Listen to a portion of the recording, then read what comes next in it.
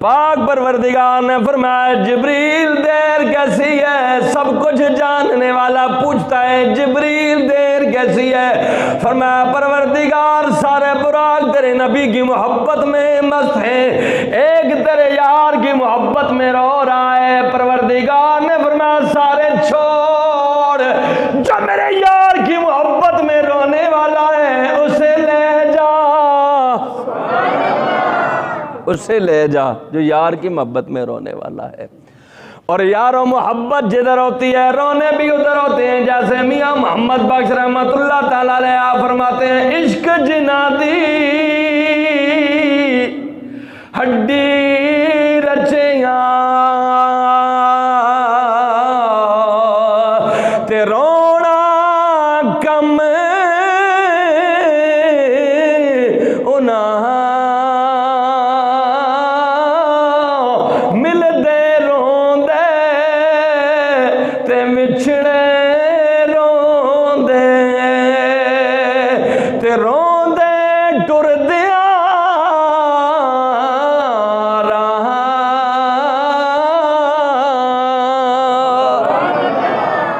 अल्लाह की बारगाह में तो रोने वाली आंख जो ना मोहब्बत की जाती है, उससे पसंद की जाती है। अलैहिस्सलाम आ गए, 70,000 फरिश्ते लेके आए, इसलिए कि कायनात को पता चल जाए आज नबी पाक सल्लल्लाहु अलैहि वसल्लम को बड़ी इज्जत से बड़े एहतराम से रब के यहाँ मेहमान बुला के लेके जाना है। जिधर नबी की इज्जत की बात आए, पता चला फरिश्तों को भेज के यार को बुलाना, खुशी का इजहार करना फरिश्तों की सुन्नत है, वरना जिब्रील अकेले आ जाते। हज़रत जिब्रील अलैहिस्सलाम आए और सरकार खतीम काबा में हज़रत उम्मे हानी के घर में है, मुख्तलिफ रवायतें मौजूद हैं। तो हज़रत जिब्रील अलैहिस्सलाम आए तो सरकार उस वक्त ज़ाहिरी तौर पे आप महवे आराम हैं। ये बात याद रखें कि नबी पाक सल्लल्लाहु अलैहि वसल्लम फरमाते हैं कि मेरी आँख सोती है, मेरा दिल जागता रहता है। आम बंदा सो जाए तो वुज़ू बरकरार है नहीं रहता, लेकिन सरकार अगर सो जाएं तो सोना सरकार का वुज़ू नहीं तोड़ता। और सरकार फरमाते हैं कि मेरी आँख सोती है, मेरा दिल सोता नहीं है। लेकिन आज देखो ना, सरकार का आँख बंद करके बज़ाहिर लेटना भी जिब्रील का इम्तिहान है ना। चूँकि इसी दिन के लिए तो अल्लाह ताला ने जिब्रील अलैहिस्सलाम के होंठों को काफूरी बनाया था। हज़रत जिब्रील अलैहिस्सलाम आए सरकार की बारगाह में कि आया सरकार को जगाएं, तरीका क्या हो, अंदाज क्या हो।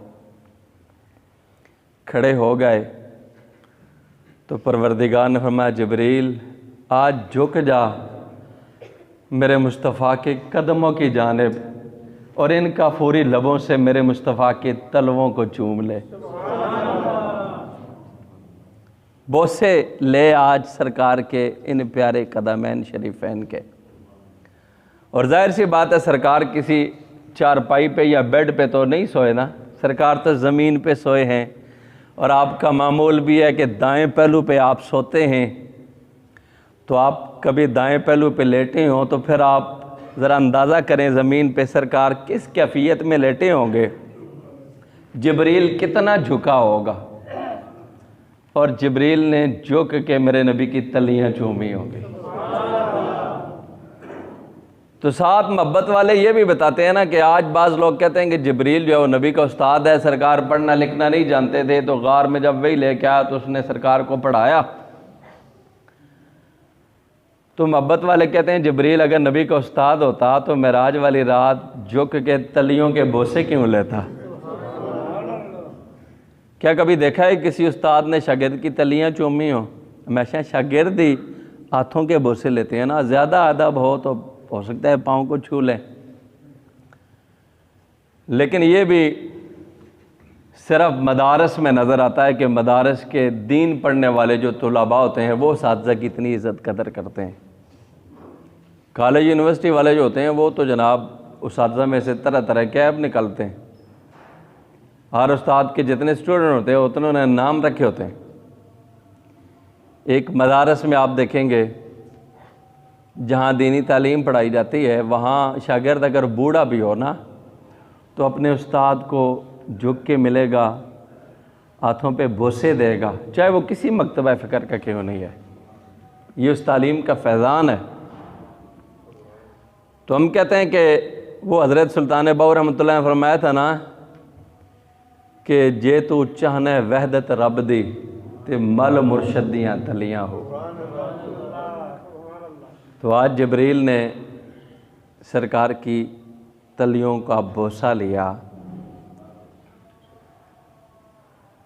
अर्ज की थी जबरील तलियां नू चुम के उठो आका रब दा प्याम आ गया है। अल्लाह आपके दीदार का मुश्ताक है। नबी पाक सल्लल्लाहु अलैहि वसल्लम को बेदार किया गया, सरकार को बुराक पे सवार किया गया और बुराक ने सफ़र शुरू किया। ऐसी बर्क रफ्तार, बिजली की तरह तेज़ रफ्तार कि जहाँ इंसान की नज़र पड़ती है वहाँ उसका पहला कदम जाके लगता है। और इतनी surअत और इतनी तेज़ी, आजकल तो साइंसी आलात ने हमारे लिए मसले को समझना आसान कर दिया है कि यहाँ से मोबाइल के ज़रिए आप देखो दुनिया के किसी खित्ते में, अमेरिका को देख लो, कमोबेश 30,000 किलोमीटर यहाँ से दूर है, लेकिन चंद सेकंड में आप मोबाइल के ज़रिए अगले बंदे से उसकी आवाज़ भी सुनते हैं, बात भी अपनी पहुँचाते हैं और उसकी नकलो हरकत भी देख रहे हैं, आप सुन भी रहे हैं, देख भी रहे हैं। तो अगर इस दौर के आलात ने इंसान को इतना तेज़ कर दिया है, उसमें इतनी तेज़ी है, तो फिर बुराक की कितनी तेज़ी होगी जो अल्लाह ने कमली वाले के लिए बतौर सवारी चुनी है। और लोग कहते हैं जनाब कि ऐसा मुमकिन नहीं है कि नबी पाक सल्लल्लाहु अलैहि वसल्लम रात के थोड़े से हिस्से में जनाब जाएं, उस वक्त के मुताबिक 30 दिनों की मुसाफित है, सरकार जाएं जनाब तो आपका बिस्तर भी गर्म हो, दरवाजे की कुंडी भी हिलती रहे, वुज़ू का पानी भी बहता रहे और आन की आन में उधर पता नहीं कितने बरस बीत गए हों, यहाँ पे वक्त ही कुछ ना गुजरा हो, सरकार जाएं भी आ भी जाएं, मुमकिन नहीं। लेकिन हम कहते हैं यार अल्लाह ताला जिसने अपने महबूब को बुलाया है, उस रब ने तो नबी के ग़ुलामों को ऐसी क़ुव्वतें और तसर्रफ़ात अता कर दिए हैं कि जिन नबियों के ग़ुलामों की ये शान हो कि वो पलक झपकने में तख्ते बिल्कीस ला सकते हों, तो उन सारे नबियों के आका और उन सारे नबियों के इमाम मोहम्मद मुस्तफ़ा की उस रफ्तार का आलम क्या होगा। आप देखें ना, हज़रत सुलेमान अलैहिस्सलाम के दौर का वो बड़ा मशहूर वाक़या है कि आपने अपने सारे दरबार में ऐलान किया, जब मलकाए सबा, मलकाए यमन, मलकाए बिल्कीस हज़रत सुलेमान अलैहिस्सलाम के दरबार में आ रही थी और आपके दरबार के बिल्कुल करीब पहुंच गई। आप चूंकि किनान में हैं और मलकाए बिल्कीस जो है उसका जो तख्त है उसका और किनान का जो उस वक्त का दरमियानी फासला है, ये घोड़ों और ऊँटों पे 60 दिनों की, 2 महीने की दूरी पे है। तो हज़रत सुलेमान अलैहिस्सलाम जो हज़रत दाऊद अलैहिस्सलाम के बेटे हैं, अल्लाह ताला ने हज़रत सुलेमान अलैहिस्सलाम को कुल कायनात की बादशाही अता फरमाई। पूरी रूए ज़मीन पे हुक्मरानी अल्लाह ताला ने हज़रत सुलेमान अलैहिस्सलाम को अता फरमाई। और हज़रत सुलेमान अलैहिस्सलाम परिंदों की बोलियां भी जानते थे, हवा भी आपके ताबे थी और जन्नात भी आपके ताबे थे। आप मुझे बताओ, हज़रत सुलेमान अलैहिस्सलाम के ज़ेर तसल्लत अल्लाह ने हवा भी रखी है।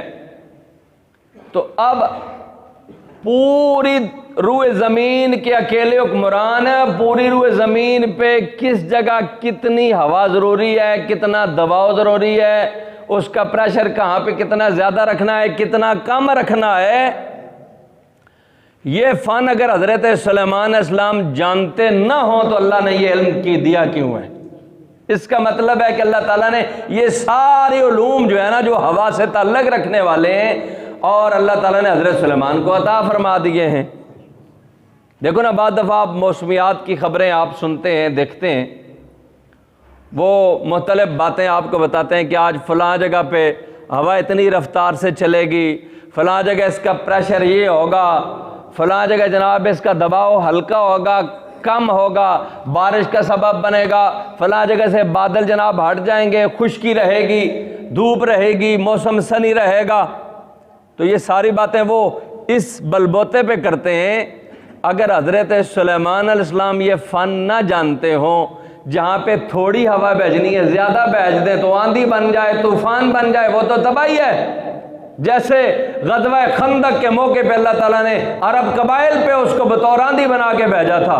तो इसका मतलब ये है कि हज़रत सुलेमान अलैहिस्सलाम इन सारे उलूम और फ़नून को जानते हैं। अगर हज़रत सुलेमान की ये शान है तो हमारे आका तो सुलेमान की भी नबी है, हमारे आका की शान क्या होगी? तो हज़रत सुलेमान अलैहिस्सलाम ने अपने दरबार में ऐलान किया। मलका बिल्कीस जब दरबार के करीब पहुंच गई तो आपने ऐलान किया, है कोई तुम में जो उसके आने से पहले पहले उसके तख्त को उठा के मेरी बारगाह में पेश कर दे। कुरान कहता है, काला इफ़रीतुम मिनल जिन्ने अना आतीक। प्यार नजर उचा को सुभान अल्लाह। कुरान कहता है फरीत नामी जिन खड़ा हुआ, उसने अपनी ताकत, अपना तसर्रुफ बयान किया, कहने लगा अना आती कभी कबल अन तकूम मिन मकामिक। उसने कहा, हज़रत सुलेमान मैं आपकी मजलिस बर्खास्त होने से पहले पहले उस तख्त को उठा के जो 7 मोहल्लात के अंदर मुक़य्यद है और बड़ी बड़ी पावर वाली फोर्स रखी हुई है जनाब मलका बिल्कीस ने उसकी हिफाजत के लिए, जो ज़मीन से ऊंचा 40 गज चौड़ा 40 गज लंबा, मुफस्सिरीन फरमाते हैं जो 7 मोहल्लात के अंदर है, उसको जनाब संभालने के लिए बड़ी फोर्स रखी हुई है उसने। और आप कहते हैं जनाब कि उसके आने से पहले उसको उठा के मेरी बारगाह में ले आओ। तो फरीत नामी जिन ने कहा, मैं लाऊंगा आपकी मजलिस बर्खास्त होने से पहले पहले। हज़रत सुलेमान अलैहिस्सलाम ने फरमाया, नहीं मुझे इससे जल्दी चाहिए, इसलिए कि हज़रत सुलेमान अलैहिस्सलाम बताना चाहते हैं कि ऐसा करने की सलाहियत मेरी उम्मत में मौजूद है, मेरा कलमा पढ़ने वालों में, वलियों में ये ताकत मौजूद है। वली की ताकत जिन से कहीं ज़्यादा होती है, चूँकि उसके पास अल्लाह का दिया इल्म है, तकवा है, परहेज़गारी है, ईमान सालखा है। आप हमारा नहीं इससे पहले तो अब कुरान उस बंदे की शान बयान करता है जो हज़रत सुलेमान का वली है। हज़रत सुलेमान अलैहिस्सलाम की कौम का वली है, नाम आसिफ बिन बरखिया है। वो खड़ा हुआ, उसने कहा, कालल्लज़ी इंदहु इल्मुम मिनल किताब। कहा उसने जिसके पास किताब का इल्म था, कहा उसने जिसके पास पूरी किताब भी नहीं, किताब का थोड़ा सा इल्म रखने वाला खड़ा हुआ। उसने कहा, नाती कभी कबल तरफक। अल्लाह के पैगंबर आपकी पलक झपकने से पहले पहले मैं ले आऊंगा। और देखो ना, पलक झपकने पे वक्त कितना लगता है, सेकंड भी नहीं बल्कि मिली सेकंड, उससे भी थोड़ा वक्त। और वो अल्लाह का वली कहता है जनाब कि मैं आपकी आँख झपकने से पहले ले आऊँगा। वो अपनी आँख की भी तो बात कर सकता था ना, लेकिन कोई आने वाला ये कह सकता था यार हो सकता है उसकी आँख ही ख़राब हो, बंद ही न होती हो, लेकिन उसने नबी की आँख की बात की इसलिए कि नबी की ज़ात हर ऐब से पाक होती है, उसमें ऐब कोई नहीं होता। कहने आप देखें जनाब, उस वक्त में 60 दिनों की दूरी पे जो तख्त वाक़या है, बंदे को जाने के लिए भी वक्त चाहिए और लाने के लिए भी वक्त चाहिए। अक्ल नहीं मानती इस बात को। कितना बड़ा आलीशान कोई तख्त उठा के ले आए, लेकिन कुरान कहता है आसिफ बिन बरखिया ने पलक झपकने से पहले ही उसे ले आए। तो हजरत सुलेमान अलैहिस्सलाम की नजर पड़ी, आपने फरमाया हाज़ा मिन फज़ल रब्बी,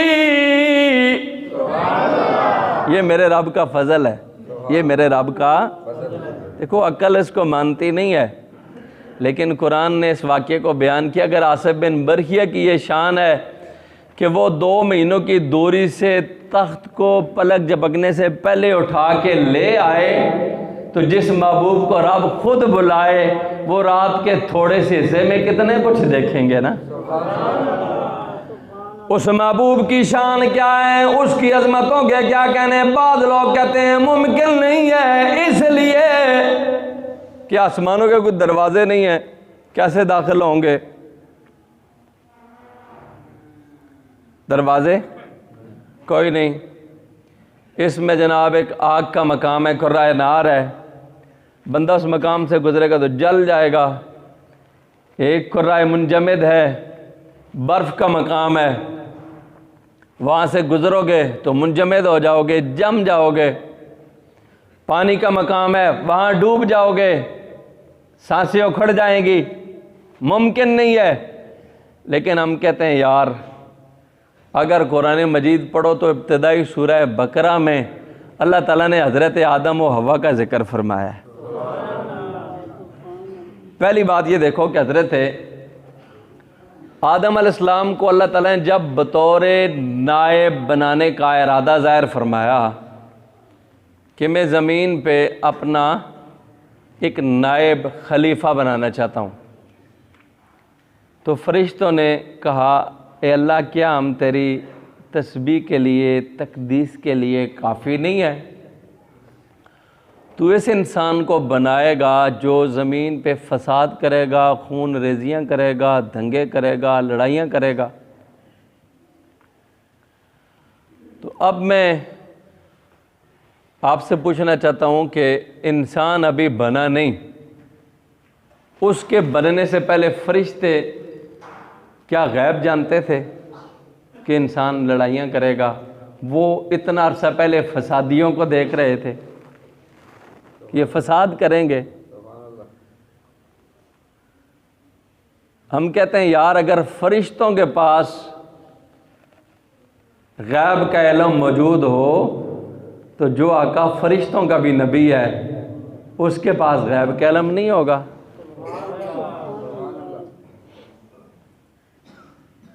तो अल्लाह ताला ने फरमाया था कि जो मैं जानता हूँ वो तुम जानते नहीं। अल्लाह ताला ने आदम अलैहिस्सलाम को इल्म सिखाया, इल्म सिखाने के बाद फिर फरिश्तों की तरफ मुतवज्जे हुआ और उसने कहा कि अगर तुम अपने दावे में सच्चे हो तो आओ अब आदम से सवाल करो, पूछो। तो उन सारे फरिश्तों में हज़रत जिब्रील अलैहिस्सलाम भी तो मौजूद थे ना, लेकिन किसी ने हज़रत आदम से कुछ पूछने की हिम्मत है नहीं की। तो जो आदम के इल्म के सामने जनाब शागिर्द बन के खड़े हो जाएं तो वो जिब्रील आया नबी का उस्ताद हो जाएगा, हुजूर का उस्ताद हो जाएगा। हज़रत आदम अलैहिस्सलाम को अल्लाह ताला ने फिर फरिश्तों के ज़रिए सजदा करवाया। फरिश्तों से कहा कि आदम को सजदा करो और उस वक्त तक सजदे में पड़े रहो जब तक रब का हुक्म ना आ जाए। फरिश्तों ने सजदा किया, अल्लाह का हुक्म मान के सर उठाया सजदे से, अल्लाह का हुक्म मान के। और आदम की सारी ज़िंदगी में 1030 साल तकरीबन आपकी उम्र है, फरिश्तों ने सजदा किया फ़कत एक बार। लेकिन हमारे नबी की शान क्या है कि हमारे नबी पे तो कायनात का बनाने वाला ख़ुद दरूद पढ़ता है, फरिश्तों से भी पढ़ाता है, और एक बार नहीं, जब से है और हमेशा तक है तो दरूद होता रहेगा। तो हुजूर की शान के क्या कहने। तो हम बात कर रहे हैं जनाब के हज़रत आदम अलैहिस्सलाम, हवा अलैहिस्सलाम को अल्लाह ताला ने फरमाया वइस्कुलना ले आदम। अल्लाह ताला ने हज़रत आदम अलैहिस्सलाम से और हज़रत हवा से वकुलना या आदम उस्कुन अंता वज़ौजुकल जन्ना वकुला मिनहा रगदन। अल्लाह ताला ने आदम और हवा को फरमाया जाओ जन्नत में खाओ पियो, लेकिन एक दरख्त जो है ना, पौधा जो है, उसकी तरफ इशारा कर फरमाया इसके करीब नहीं जाना। हज़रत आदम अलैहिस्सलाम उसको हाथ लगा बैठे तो अल्लाह ताला ने हज़रत आदम और हव्वा को फरमाया कि अब तुम इस जन्नत से उतर जाओ, अब ज़मीन ही तुम्हारे लिए, तुम्हारी औलाद के लिए रहने की जगह है, जाए करार है। आप मुझे बताओ जनाब, जन्नत किधर है? सातों आसमानों से ऊपर जनाब सिदरा है, सिदरा से भी ऊपर है। इतनी बुलंदियों पे, उस मकाम पे हज़रत आदम अलैहिस्सलाम वहाँ से ज़मीन पे आए, तो क्या ये सारी रुकावटें वहाँ मौजूद नहीं थीं? हम कहते हैं तुमने हमारे नबी का जाना देखा है तो आदम का आना नहीं देखा। जो रुकावटें आदम के रास्ते में हायल ना हो तो हमारे नबी के रास्ते में किधर हायल हो सकती हैं। तो हम देखें जनाब के अल्लाह ताला ने कमली वाले को बुलाया अपने पास, किस लिए? ले नूरियहू मिन आयातिना, अपनी निशानियाँ दिखाने के लिए। इसमें बहुत सारी हिकमतें हैं कि सरकार को अल्लाह ताला ने बुलाया, तो उसमें हिकमतें क्या हैं, इस मौजू पे इंशाअल्लाह आइंदा जुम्मे अर्ज़ करूँगा कि क्या क्या हिकमतें थीं और अल्लाह ताला ने अपने महबूब को क्या कुछ दिखाया, क्या कुछ ताइफ़ दे के अपने महबूब को बुलाया। अल्लाह ताला हमारी इस हाज़िरी को अपनी बारगाह में कबूल और मंजूर फरमाए। एक दो ऐलानात समाअत फरमा लें।